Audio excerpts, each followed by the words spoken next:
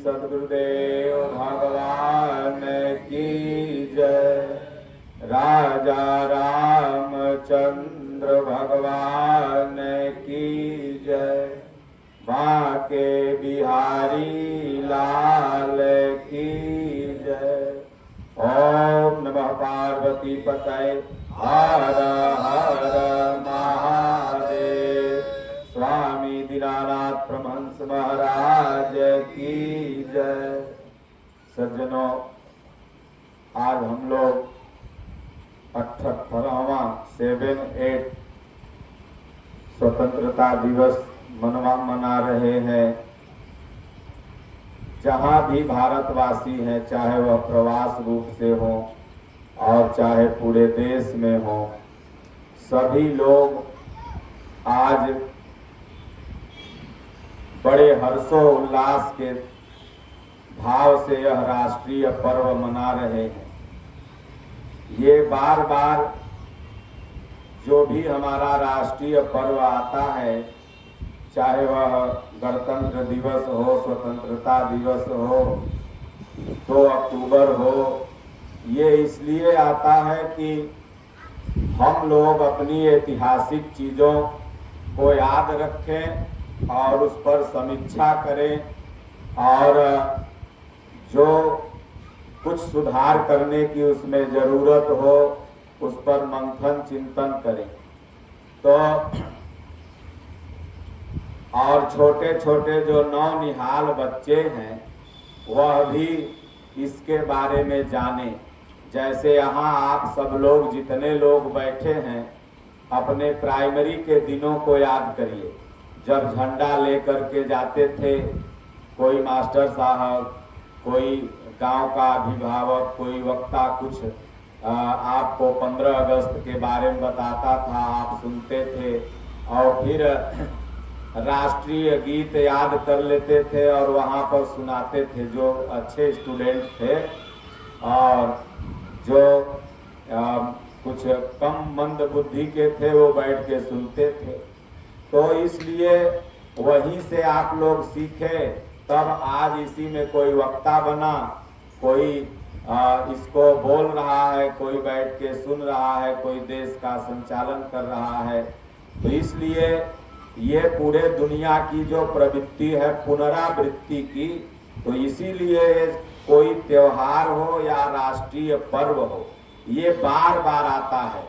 इससे क्या होता है कि मानवीय स्वभाव में ये गुण पुनर्जीवित हो जाते हैं और यादाश्त में बने रहते हैं। अपनी संस्कृति का, अपने विचार का, अपने थीसिस का बड़ी सरलता से ट्रांसफर करने का यह तरीका हमारे पूर्वजों ने अपनाया था, पुनरावृत्ति। आज देखिए 15 अगस्त है। आज हम लोग चर्चा करेंगे बाहरी और आंतरिक आज़ादी क्या है। बाहरी आज़ादी तो हम सब लोगों ने लड़ करके ले लिया, लेकिन आंतरिक आज़ादी अभी भी सोचनीय बनी हुई है। लेकिन फिर भी आंतरिक आज़ादी एक देश के अंदर और एक आपके हृदय के अंदर, ये 2 भाव है मेरा कहने का। बाहर से तो हम लोग आज़ाद हो गए, लेकिन अपने अंदर क्या हम लोग आज़ाद हैं? अभी हम लोग काम के, क्रोध के, लोभ के, राग के, द्वेष के, ऊंच के, नीच के गुलाम हैं। और जब तक हम इनसे आज़ाद नहीं होते हैं, तब तक आपको वास्तविक आज़ादी नहीं मिलने वाली है।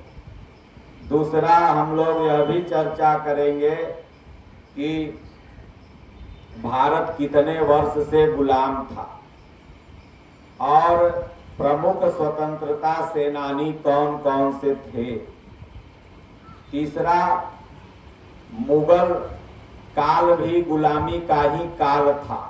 बड़े बड़े वक्ता जो अभी अपना स्पीच देते हैं पूरे भारत में, वो ये कहते हैं कि हम 200-250 साल से गुलाम थे।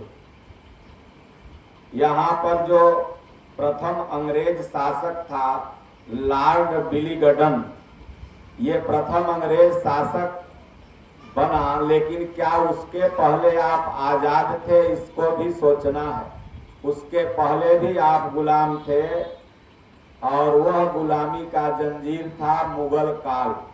और वो मुगलों ने 800 वर्ष तक, हाँ इतना था कि आप पूर्ण गुलाम नहीं थे उस समय, लेकिन कभी दिल्ली गुलाम बनी तो कभी कोई, जहां वो शासक गए गुलामी किए। 971 ईस्वी से लेके 1030 ईस्वी तक प्रथम शासक जो मुगलों का रहा वह था महमूद गजनी, और इसने 17 बार भारत पर शासन किया, लगभग 17 बार। तो अब आप सोचिए कि इन गुलामी का कारण क्या था। क्या हम 1000 वर्ष पहले गुलाम नहीं थे? तो उत्तर है हाँ, उस समय हम गुलाम नहीं थे, लेकिन इसके बाद हम लोग गुलाम हो गए। तो गुलामी का प्रमुख कारण है अशिक्षा। सबसे पहले आपको अशिक्षित कर दिया गया। अब सोचिए कि तमाम ऐसे गुलाम देश थे जो आपको आके गुलाम बनाए। सोचिए, भारत सबसे बड़ा लोकतंत्र था। प्रथम बार जब हम गुलाम हुए थे उस समय हमारे भारत की आबादी 70 करोड़ थी। कितना? 70 करोड़। और जब मुगल यहाँ से हम लोगों को छोड़ के जाने लगे और अंग्रेज आ गए, उस समय हम लोगों की आबादी कितनी बची? 40 करोड़। अब सोचिए कि 30 करोड़ जनता को धरती खा गया कि आसमान खा गया। 70 करोड़ थे तो बढ़ के 100 करोड़ न होते, सबको नाती पोता बढ़ता। लेकिन घट कैसे गए? तो दुनिया का सबसे बड़ा नरसंहार अगर कहीं हुआ तो हिंदुस्तान में। लोग धर्म के नाम पर मरना जानते थे, लेकिन धर्म नहीं जानते थे। इन ऐतिहासिक चीजों को छोटे छोटे बच्चों को जानना जरूरी है, इसीलिए इस पर हमने जिक्र किया। प्रथम क्रांतिकारी नेता आपके खुदीराम बोस थे, सुभाष चंद्र बोस थे, भगत सिंह थे, चंद्रशेखर आजाद थे, बाल गंगाधर तिलक थे, वीर कुंवर सिंह थे जो आरा के हुए, मंगल पांडे थे, वीर सावरकर थे। और भारत की आजादी की जो घोषणा हुई थी ना, वह 3 जून 1947 को ही हो गई थी। और लास्ट यहाँ का जो वायसराय था अंग्रेज का, लॉर्ड माउंटबेटन ने 3 जून को कहा कि भारत को अब आजादी दे देना चाहिए। और फिर 15 अगस्त 1947 को आखिरकार उसने आजाद कर दिया। अब 2 चीजों को मैं आपके सामने रखूंगा, और बड़े गौर से अगर आप सुनेंगे तो समझ जाएंगे कि आखिर में गुलामी क्यों आई। सबसे पहला कारण, 1000 वर्ष पहले गुलामी क्यों आई? तो पहला कारण यह था, और यही शायद मुख्य और अंतिम कारण भी है, कि हम लोग जाति पाति में बटे हुए थे। जब यहाँ महमूद गजनी अपने सेना के साथ आक्रमण करने के लिए सोमनाथ मंदिर के तटीय बॉर्डर इलाके में आता है, जो अभी गुजरात में पड़ता है सोमनाथ मंदिर, तो सज्जनों क्या नाम है उसका सैनिक कहता है कि भारत में इतनी सेना है, चलो यहाँ से लौट चलो, हम लोग नहीं जीत पाएंगे। तो ये बात उस शासक के पास पहुंचती है। शासक का भी हृदय डर जाता है सैनिकों को देख करके, लेकिन मंत्री उसका बड़ा होशियार था। उसने कहा, हुजूर जब आप आ ही गए हो तो थोड़ा सा हम अंदर जाके देख लेते हैं। ये जो बहुत से लोग यहाँ लंगड़ लगाए हुए हैं, सेना के रूप में बॉर्डर को सुरक्षित किए हुए हैं। पहले आपस में स्टेटें यहाँ लड़ा करती थी, गुजरात बंबई से लड़ रहा है तो बंबई बिहार से लड़ रहा है आपस में। यहाँ हजारों नरेश थे। ये तो आप लोग बार बार दंडवत प्रणाम करिए किसको? तो सरदार वल्लभ भाई पटेल को, कि सभी राज्यों को एक सूत्र में बांध दिया। नहीं तो भारत मतलब 2-3 राज्यों का ही भारत होता तो हैदराबाद वगैरह लड़िए रहा था कि हम भारत में नहीं शामिल होंगे। जम्मू कश्मीर का राजा किसी तरह भारत के साथ एग्रीमेंट कर लिया था, तो अभी मोदी जी आए तो वहां भी पूर्ण शासन बना। खैर ये बात आप सब लोग जानते हैं। तो जब उसका मंत्री आया तो यहाँ पर सब आपस में बटे हुए थे, कहीं पर लिट्टी लग रहा था तो कहीं पर खिचड़ी बन रही थी। आज जैसे सेना में आप देखते हैं कि राजपूत रेजिमेंट है, गोरखा रेजिमेंट है, तमाम रेजिमेंट है, लेकिन खाना एक ही जगह बनेगा, वहां पर भेदभाव नहीं है। लेकिन पहले था कि ब्राह्मण जात का अगर सैनिक है, क्षत्रिय जात का सैनिक है, और जात का सैनिक है राजाओं का, तो लोग खाना अपना अलग अलग बनाता था। तो एक से पूछा, भाई आप यहाँ अलग बना रहे हो? बोले चुप, मैं पंडित जी हूँ, बाबू साहब हूँ, चमड़ा के छुअल खा लूंगा तो हमारा धर्म नहीं नष्ट हो जाएगा। बोले बाप रे, तो इतने हैं सब, लेकिन सब ये फूट में हुए हैं, फटे हुए हैं। आप लोगों ने एक फूट फल देखा है? इतना मोटा होता है, ककड़ी के जैसा फूट, बड़ा मोटा रहता है, लेकिन जब पकता है तो फट जाता है। तो उसी तरह हम लोग थे बहुत, लेकिन फटे हुए थे। वही एक फूट वहां पर तोड़ा और लेके आपने राजा को दिया और बोला हुजूर ये सब फूटे हुए हैं। तो तुरंत क्या नाम है, चढ़ाई किया और सोमनाथ मंदिर को लूट लिया, और वहां पर जो शिवलिंग था वो शिवलिंग लात से तोड़ करके वहां ले जाके लगाया जहां पर वो पैखाना और पेशाब करता था। ये मैं नहीं कह रहा हूँ, ये हमारे इतिहास में सुरक्षित चीजें हैं, हमारे कोई मनगढ़ंत की चीजें नहीं है। अब सोचिए कि ये मैं यह इसलिए बता रहा हूँ कि हम गुलाम क्यों हुए, तो आपस में फूट के कारण। अब आ जाइए आजाद क्यों हुए, तो आपस में एकता के कारण। जब आजादी ये भारत ने पाई तो उस समय मुसलमान भी टैंक में जाकर के कूद गया था। क्या नाम था उसका? हमीद। अब सोचिए एक एकता के चलते उस समय हर जात का, भगत सिंह, चंद्रशेखर आजाद, खुदीराम बोस, वीर सावरकर, मतलब पूरे जात में एक आजादी की लहर, एक एकता की लहर फैल गई थी। और वहां पर यह था कि किसी तरह से हम इन अंग्रेजों से अपने भारत को मुक्त कराएंगे। और लड़ करके हम लोगों ने आखिरकार अंग्रेजों को भगा दिया। जैसे अंग्रेजों ने मुगलों को भगाया, उसी तरह से लड़ करके हम लोगों ने अंग्रेजों को भगाया। अंग्रेज एक तरह से मान लीजिए कि आपके लिए वरदान हो गए, क्योंकि आप में इतनी शक्ति नहीं थी कि आप मुगलों को भगा सकते थे, क्योंकि मुगल हावी हो गए थे। मुगल कुआं में थूक के अपनी संख्या बढ़ा लिए थे, यहाँ मुसलमान ज्यादा बन गए थे, इसलिए उनको हम लोग नहीं भगा सकते थे। ये तो अंग्रेजों के डर से मुगल यहाँ से भागे थे, और अंग्रेजों को हमारे क्रांतिकारी सेनानियों ने भगाया और फिर हम आजाद हो गए। अब देखिए ये गुलामी और आजादी के बीच का अंतर यही है। और अगर अब फिर गुलाम होंगे तो इसका एक ही कारण होगा कि आपस में फूट। इसीलिए हमारा संविधान, हमारे संत महात्मा जो भी यहाँ पर हैं, वो सब यही बताते हैं कि आपस में एक रहो। और संविधान भी यही कहता है, जाति पाति का जो भी निर्माण हमारे पूर्वजों ने किया था वह व्यर्थ नहीं है, उसका उपयोग केवल हम लोग व्यर्थ तरीके से कर रहे हैं।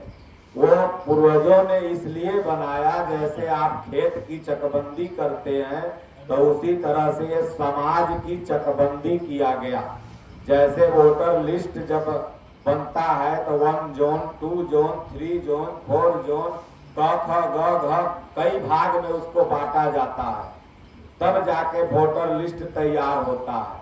तो उसी तरह से तो शादी विवाह के लिए, रहन सहन के लिए ये जाति पाति उपयुक्त है। लेकिन हाँ, किसी को अगर जाति के हिसाब से आप ऊंच देखते हैं, नीच देखते हैं, उससे आप भेदभाव करते हैं, और ऐसा नहीं कि कोई एक जाति जिम्मेदार है इसका, हर जातियों में हमने देखा है। मैं आध्यात्म से रिलेटेड व्यक्ति हूँ, मैं हर समाज में जाता हूँ। पासवान कहता है कि उस पासवान का पानी हम छुआ नहीं पिएंगे, राजपूत कहता है मारो गल्लल राजपूत होकर पानी नहीं पिएंगे, पंडित जी कहेगा मारो पाड़े गल्लल है उसका। हर जात में छुआछूत है। जादव कहेगा हम किसनौत है, हऊ मजरौट है, हमरा से नीचा है, ऐसे होता है ना। हर जगह छुआछूत, हर जगह वायरस घुस गया है। हर जाति में 7 कुरी बांध दिया, और 7 कुरी में इतना भेद है, इतना भेद है कि हम लोगों को एक होने में बड़ी समस्या है। भारत का 5 नाम है, आप सब लोग जानते हैं। पहला भारतवर्ष, दूसरा जम्मू द्वीप, तीसरा हिंदुस्तान, चौथा इंडिया और 5वां आर्यावर्त। हम सब लोग हिंदू नहीं हैं, हम लोग आर्यावर्त हैं और सनाती हैं, आर्य सनातनी हैं, आर्य पुत्र हैं। माता सीता का जब अपहरण रावण कर लेता है तो माता सीता भगवान राम को हे आर्य, कहाँ गए आर्य, बचाओ आर्य कह के बुलाती थी। आर्य माने होता है जो सत्य का उपासक है, तो इसलिए भारतवासी सत्य के उपासक थे। और भारत की सीमाएं आज जहां तक है वहीं तक नहीं थी। भारत की सीमाएं कभी गांधार नरेश तक थी, गांधारी वहीं की थी और भारत आई थी। ये अरब जितना है सब भारत ही था। ये भारत मतलब पूरा विश्व, इसलिए कहा गया जाता है आर्यावर्ते भारत खंडे भारत वर्षे जम्मू द्वीपे। मंत्र पंडित लोग जब पढ़वाते हैं तो यहीं से चालू करते हैं। तो ये सब आर्य हैं। धीरे धीरे धीरे धीरे विचारों में संघर्षण होते गया, अलग अलग देश बनते गया। जैसे आप लोग जितने लोग बैठे हैं, आप लोग के नजर में डाल दूं कि बांग्लादेश भी भारत था, नेपाल भी भारत था और पाकिस्तान भी भारत था। लेकिन ये आपके आंखों के सामने 3 हो गया ना। उसी तरह से कभी गांधार, काबुल, दुनिया जहान सब भारत था, तो ये सब बंटते चले गए। तो इसलिए इंडिया शब्द बहुत लोग सोचते हैं कि अंग्रेजों का दिया हुआ नाम है। नहीं, इंडिया शब्द भारत के ही एक प्रकांड विद्वान थे, हरि विष्णु कामत। इन्होंने ही भारत का एक नाम इंडिया रखा था, और इंडिया पूरे दुनिया में फेमस नाम है। आप किसी देश में जाओगे तो इंडिया के नाम से आपका वीजा वगैरह जो भी अलॉटमेंट होता है वो विदेश मंत्रालय में वो इंडिया ही लिखा जाता है। और भारत का नाम किसके नाम पर भारत पड़ा यह भी आप सब लोग जानते हैं, लेकिन जो नौनिहाल बच्चे हैं उनके लिए ये जानकारी है। क्योंकि आप जानते होंगे कि अब आप कहते हैं कि भाई ये भारत संतों का देश कैसे है। आप सोचिए, भारत संतों का देश है। जितना भी गोत्र है आप लोगों का, कोई कश्यप लिखता है, कोई अत्रि लिखता है, कोई गर्ग लिखता है, कोई सांडिल लिखता है, ये संत का ही नाम है। दूसरा आपने सुना होगा, विश्वामित्र नाम के एक ऋषि थे, जिनको एक उर्वशी जो मेनका थी इंद्र की, उसने आकर के तपस्या भंग कर पथ भ्रष्ट कर दिया। तब विश्वामित्र और मेनका से एक कन्या पैदा हुई जिसका नाम था शकुंतला। शकुंतला का आप सब लोगों ने नाम सुना होगा। और शकुंतला का विवाह दुष्यंत, राजा दुष्यंत से हुआ, और शकुंतला और दुष्यंत से एक भरत नाम के बच्चे का जन्म होता है। और वह भरत नाम का जो बच्चा था बहुत कम उम्र में ही तमाम साहसी कार्य करते हुए शेर का दांत उसने कीन दिया। आज देखिए हम लोगों के जो छोटे छोटे आपके समाज के बच्चे हैं वो काकरोच और छिपकली से डरते हैं। घर में अगर लड़के काकरोच देख लें, सांप देख लें, छिपकली देख ले, रात भर मम्मी नींद नहीं आ रही, नींद नहीं आ रही। लेकिन इसी देख, क्योंकि आप अपने बच्चे को कायर बनाते चले जा रहे हैं, साहसी नहीं बना रहे हैं। साहसी कब बनाएंगे? जब बचपन से ही गीता और श्री रामचरितमानस के राम और कृष्ण की कहानियों से आपने, और महाराणा प्रताप, वीर शिवाजी, भगत सिंह, चंद्रशेखर आजाद, खुदीराम बोस, बाल गंगाधर तिलक, वीर कुंवर सिंह, मंगल पांडे आदि की, रानी चट्टान सिंह ने बताया अभी की महारानी लक्ष्मीबाई, तमाम इन योद्धाओं की कहानी जब सुनाओगे तब बेटवा शेर बनेगा। पेट में ही जब बच्चा रहे तो पत्नियों को इस तरह की कहानियां सुनानी चाहिए, तब जाकर के वह अभिमन्यु जैसा वीर निकलेगा जो पेट में ही 6 फाटक तोड़ने की कला को जान चुका था। तो भरत जी ने शेर का वो दांत गिन दिया, उसका मुंह फाड़ के, और उनके साहस और पराक्रम से इस देश का नाम भारत पड़ा। इसलिए हम सब लोग इस 15 अगस्त को आजाद हुए, ये बाहरी आजादी है। तो गीता अगर आप पढ़ेंगे, एकजुट रहेंगे, और ये जितने भी सैनिक हैं, चाहे भगत सिंह हो, चाहे राष्ट्रपिता महात्मा गांधी हो, चाहे बाल गंगाधर तिलक हो, सबों ने गीता पढ़ के ही अपने आप को एक सूत्र में बांधा था। जब गीता, क्योंकि भगत सिंह और राष्ट्रपिता महात्मा गांधी ने तो जेल में गीता पर टीका भी लिखा था। तो आप सोचिए कि गीता पढ़ करके पूरा भारत जा करके एक हुआ था 1947 के पहले, तब जा करके यह देश आजाद हुआ। इसलिए आप सबको हमेशा अपने मनन चिंतन में गीता पढ़ते रहना चाहिए। तो गीता पढ़ के हम लोगों ने बाहरी आजादी को प्राप्त कर लिया, और गीता को राष्ट्रीय ग्रंथ घोषित करके अंदर में जो थोड़े बहुत गद्दार हैं, जो इस देश को खोखला बना रहे हैं, इनको भी अपने अधीन कर सकते हैं गीता के माध्यम से। कुछ ऐसी शक्तियां हैं जो भारत के वायुमंडल में रहती हैं, भारत का नमक खाती हैं, भारत का अन्न खाती हैं, लेकिन करेजा उनका गदगद विदेशों के लिए रहता है। ऐसे असुरों के लिए आपको संगठित हो करके और टिट फार टैट उनको उन्हीं की विचारधारा में जवाब देना होगा। ऐसे गद्दार तभी सुनेंगे जब आप 80% 90% जो भी सनातनी हैं वो गीता पढ़ करके एक हो जाएंगे। तब वो अपने आप धीरे धीरे अपने आप को भी सनातनी कहने लगेंगे। जैसे वृंदावन में रहना तो राधे राधे कहना, नहीं समझ रहे? क्यों?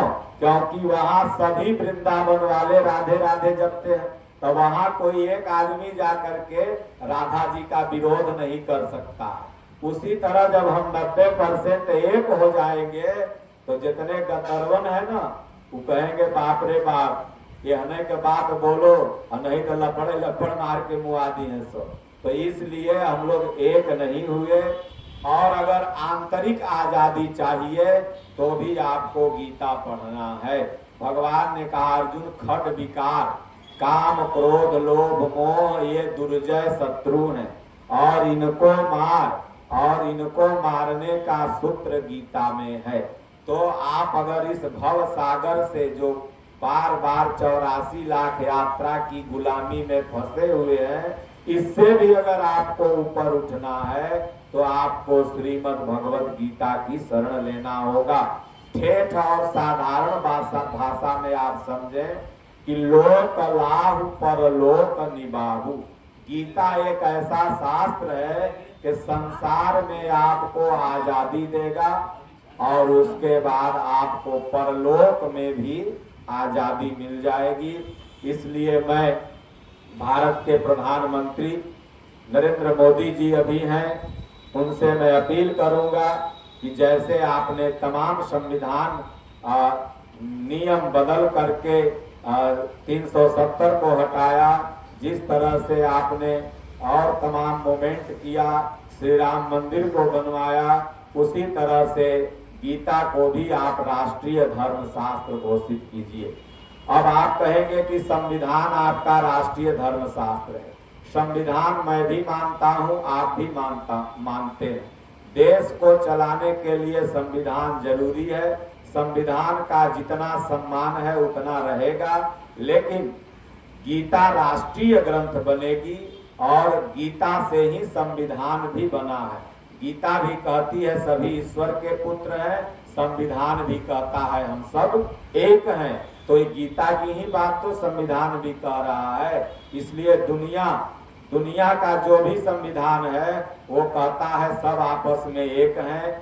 तो गीता भी तो कहती है ममैव वांसो जीव लोके जीव भूत सनातन, अर्जुन सब मेरे पुत्र हैं।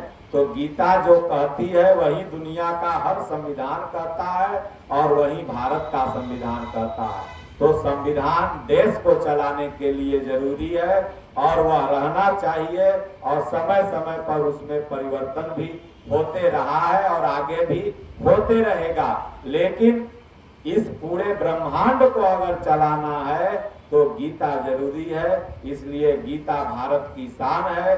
जैसे राष्ट्रीय पक्षी यहाँ पर मोर है, जैसे राष्ट्रीय मिठाई यहाँ पर जलेबी है, जिस तरह से राष्ट्रीय ध्वज यहाँ का तिरंगा है, जिस तरह से यहाँ का राष्ट्रीय नदी गंगा है, जिस तरह से यहाँ का राष्ट्रीय भाषा हिंदी है, उसी तरह से यहाँ का राष्ट्रीय धर्म संविधान के साथ साथ गीता भी होनी चाहिए।